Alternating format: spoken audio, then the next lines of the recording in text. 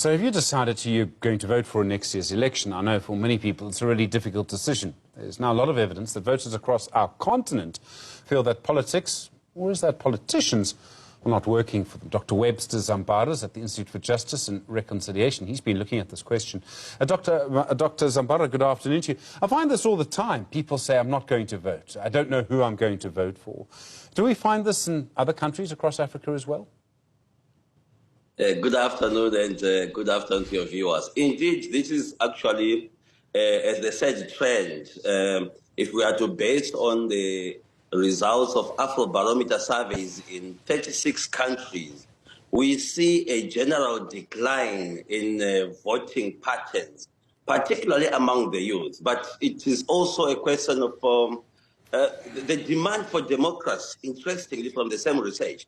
The demand for democracy and democratic governance is high, but the appetite seems to be declining because the supply side of democracy seems to be decreasing. People are not getting the dividends of democracy, and they are beginning to wane, such that the voting patterns are beginning to show a tendency towards apathy, particularly among the youth.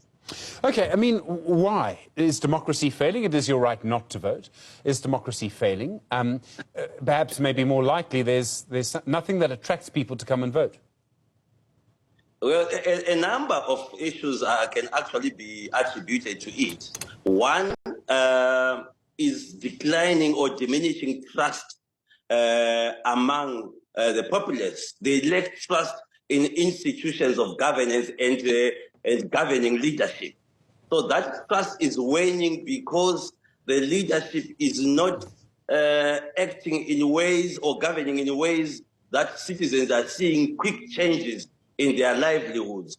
And the other thing is there are some key issues that affect people in their daily lives. And after an election, if they don't see any positive change, they tend to feel that voting becomes just a ritual exercise within the spectrum of governance and democratic governance, but it is not tangibly changing their lives and their livelihoods, such that in the end, people will say, fine, 5 years will come or 4 years will come, we will vote, but nothing really changes. And this trend is actually getting worse among the youths because the youths are becoming impatient with the governance system, to the extent that in some countries, some youths will tell you, we are now waiting for when will this independence end? Because they are told that we are voting because we are independent. But the independence is not bringing results. The independence is not changing their livelihoods. And one of the things that, for example, if you go to the youth particularly, in 36 African countries, all of them, unemployment is the biggest problem facing the youth. So if they vote and nothing changes, they remain unemployed, they remain poor, the next cycle of election comes, they don't see the change. Apathy tends to rise in those circumstances, unfortunately. So, okay, we can blame the politicians, and Dr. Zambara, I'm very happy to talk to you for an hour about why I believe the politicians are responsible. But don't we also need to blame ourselves? We vote. and by you know, and I mean, this sounds like a political slogan, and maybe it is, but actually, people should be the change that they want to see. I mean, people must organize. Isn't that the solution? Two issues I think are key. One, the style of governance that each country would have. If the governance style and the governance institutions are that there is a sense of accountability, the citizens will feel that they are part and parcel of how they are governed because they've got a stake. By voting, it means they've entrusted some people to run the affairs of the state in a way that helps them or at least assist them achieve their aspirations. So the style of governance also inspire people to be interested in participating in the whole governance process. Unfortunately, in many countries, the style of governance is such that after the election, People never seen their officials, the elected officials, until the next round of elections. The level of engagement between the citizenry, the elected and the elected, is so weak because one, institutions don't report to the electorate anymore. The ruling class, when they leave the electorate, they forget about them. Sure. So there's this gap between the citizens and the ruling class that is widening. That's why there's now no trust. The trust between the two has diminished to levels where the people have no appetite at all in voting. It's a bit different from when elections are coming soon after independence, or for example, in the case of South Africa in 1994.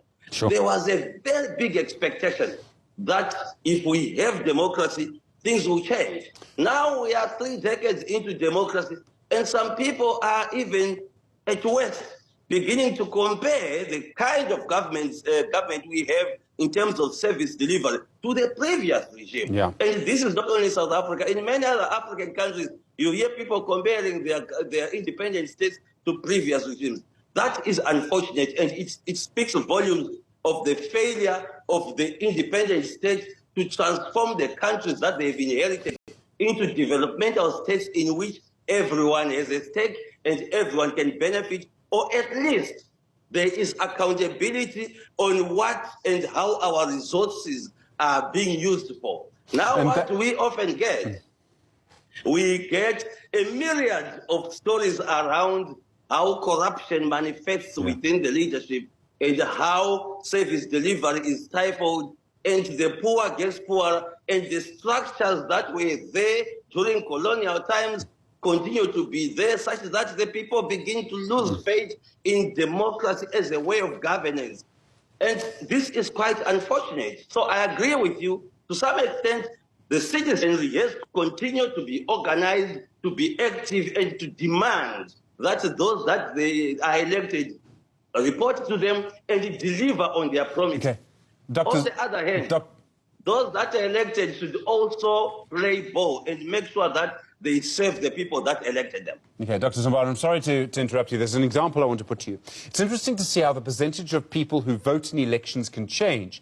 And let me use the United States. For a long time, only around half of the population voted in elections. In 2008, Barack Obama was the candidate. Yes, we can was his slogan. Millions of young people voted. The percentage of people who voted in the States went up to about 60%. In 2012, well, he'd been president for a term. He was just another politician. It went back to 50%. Then in the US, as the country became so divided, Trump versus Biden, literally everyone in the US voted because so much was at stake. What does that tell us? I think it speaks on the issues that have been put across towards an election. What are the key issues that have to galvanize society such that everyone looks to the election season and to vote in order to influence the outcome? That's one thing. Secondly, it also goes to personalities. Especially in Africa, our politics has become so personalized that people don't even look at issues and what the campaigners are calling for. In most cases, it's actually the face of the person who wants to be elected and what he stands for. We have promoted the personality cult. At least luckily, for example, in the United States that you are talking of, when Trump tried to stifle the people's vote on January 6th, the institutions there stood firm and could continue to announce Biden as the winner. Now, in many African countries, the institutions that should protect the people in times of election are captured. You look at the electoral commissions, you look at the judiciary, you look at even the military being involved in electioneering or in elections, such that the generality of the people who have voted, they lose faith in the election process itself rather than have the confidence. However, we also note that whenever there is a potential for a change of government or change of leadership, it tends to come with a new energy that galvanizes the citizens to try to influence the outcome.